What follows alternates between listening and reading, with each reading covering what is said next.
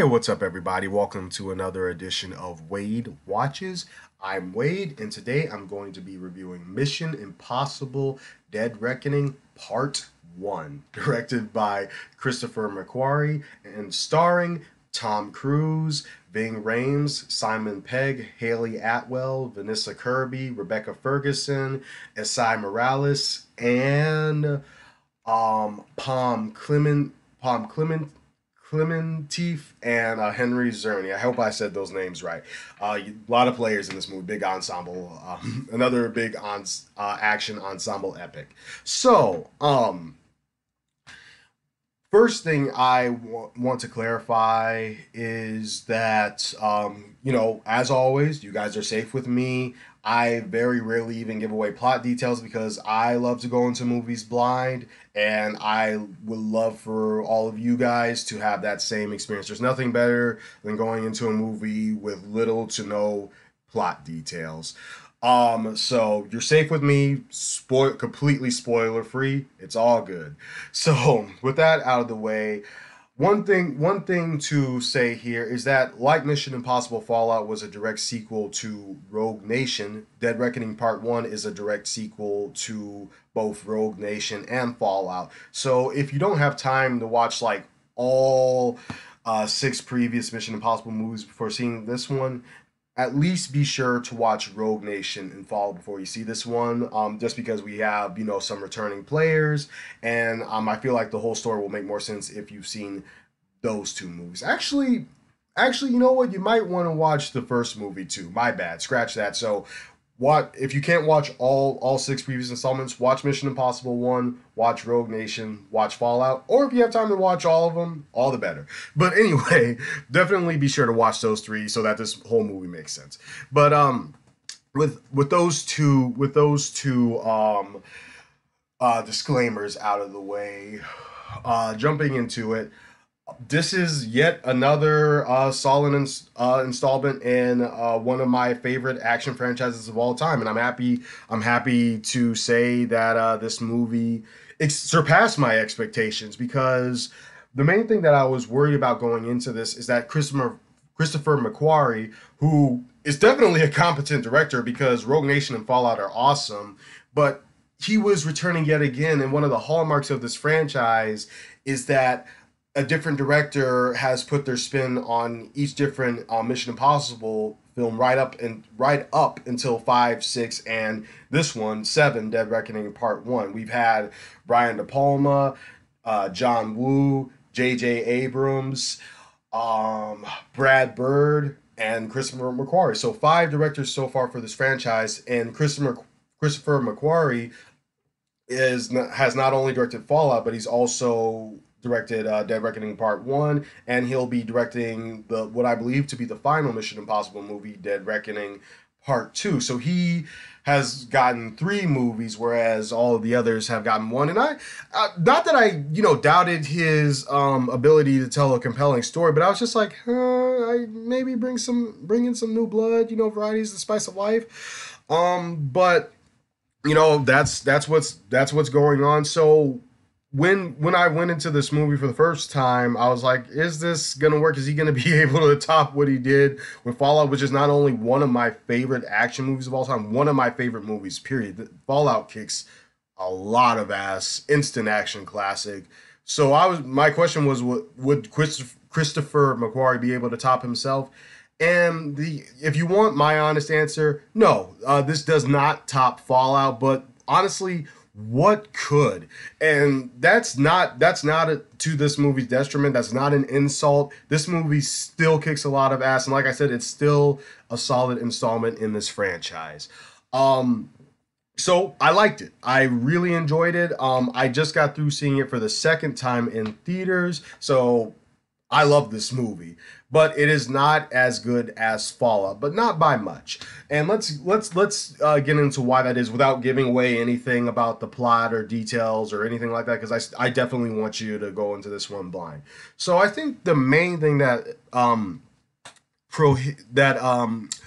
prevents this movie from being as good as Fallout, in my opinion, is the fact that as the title suggests, it is part one of two parts. It's another two-parter. You know, Fast and Furious did it, Spider-Man did it, Mission Impossible's doing it now. All good. A lot of movies have done that in the past, and it reminds me of what seemed to have started this whole two-parter trend in from the 2010s to the 2020s, Harry Potter and the Deathly Hallows Part One, and by that I mean, um, unlike the previous installments in both franchises, you know, Harry Potter Deathly Hallows Part One has the least amount of action, though there are still wizard dueling scenes and action sequences and chase sequences, but it's more like talking, planning, and like, you know, kind of the road to taking care of, you know, the big mission, you know, to it's the road to completing the biggest and most dangerous mission yet.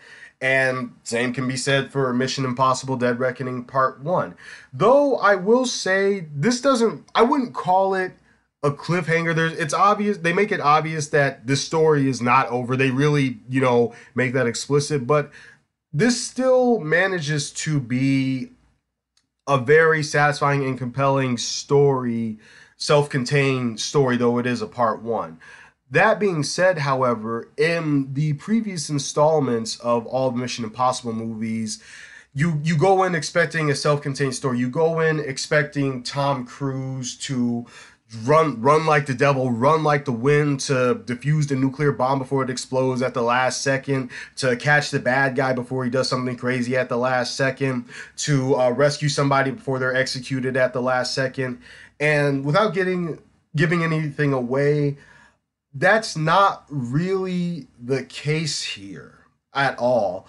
And I guess that's what pegs it down a note for me, because I fucking love Fallout from start to finish, and I love the way it ends, where it's like you get an anxiety attack. It's like, oh shit, are they gonna be able to stop this from happening? And at the last second, Tom Cruise saves the day. And I'm talking about Mission Impossible Fallout. Don't worry, I'm not gonna spoil what happens in this movie. But anyway, you don't quite get that here because it's the first of two parts. So that's the only thing. And again, that's just like kind of like that's just kind of like a tiny shortcoming that I can't really blame anybody for, because the movie tells you in its title that this is part one. So I'm not mad, I'm not resentful or anything like that. It's just how I feel personally. Like, in comparison to the previous installment, it's just not as good because of that, because it's not a complete story.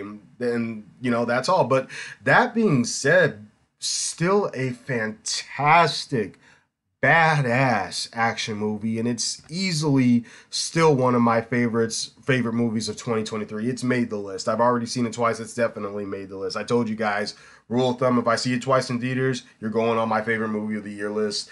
This has made the list. Holy shit. What a rush. Action's flawless. The stunts are badass. The set pieces are flawless. Some of the best action in any action movie franchise ever, and that still rings true.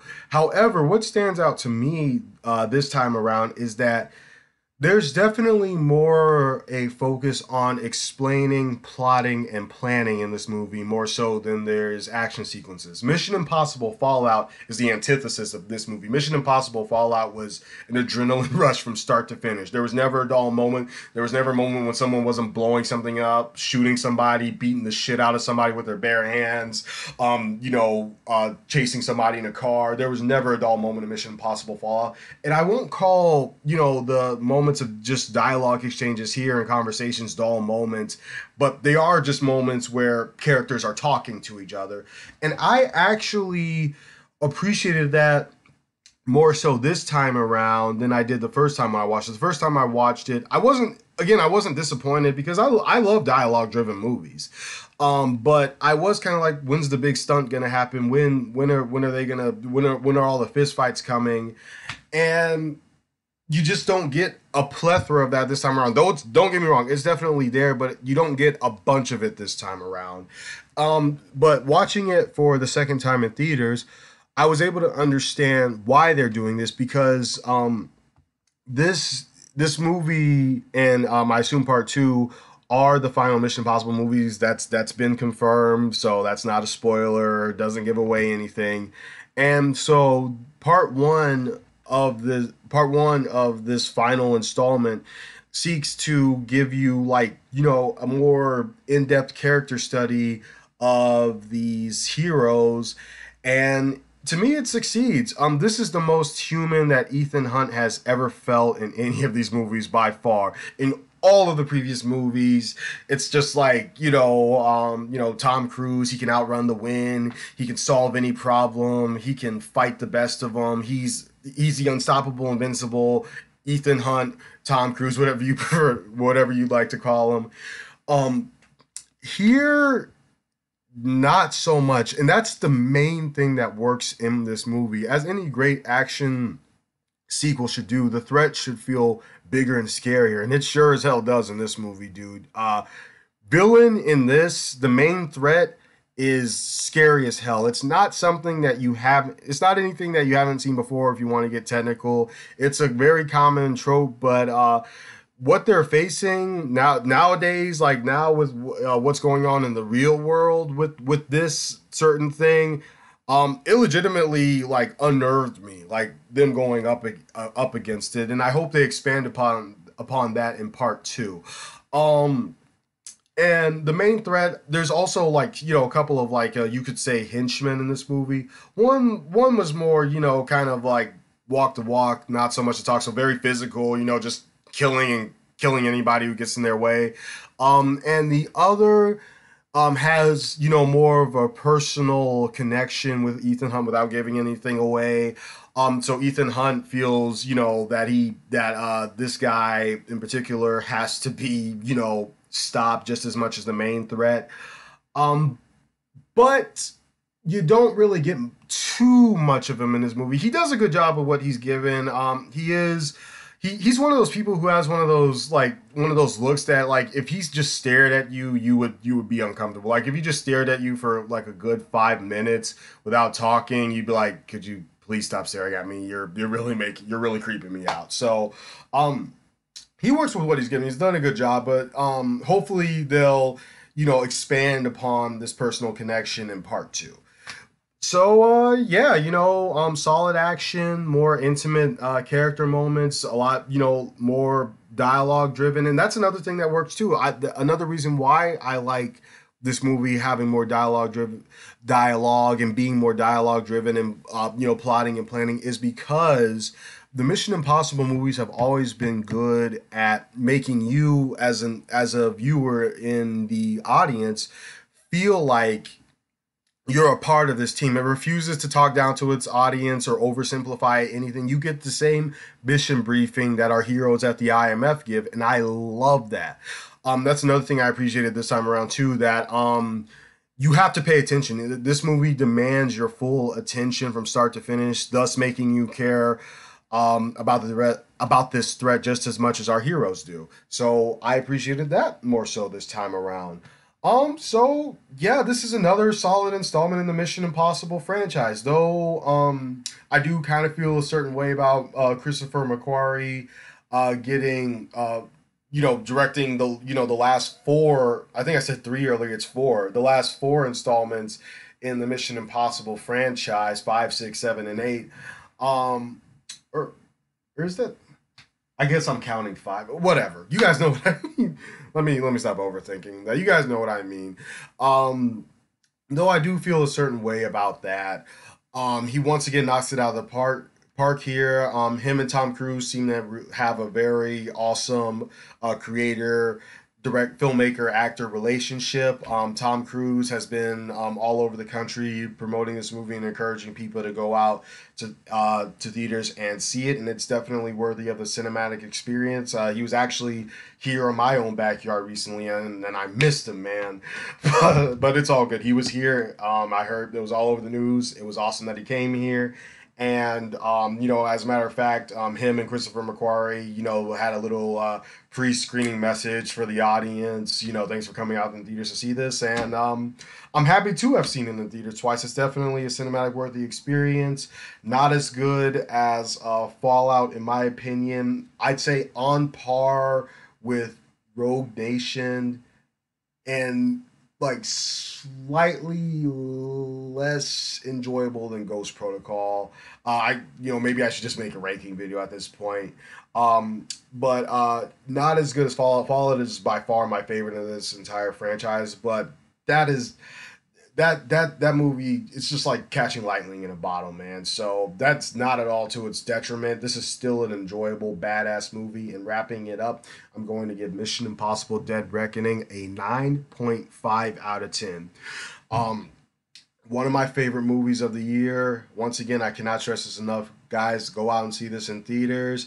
This has been another edition of Wade Watches. Once again, I've given Mission Impossible Dead Reckoning Part 1 a 9.5 out of 10, and I'll see you all next time. Peace.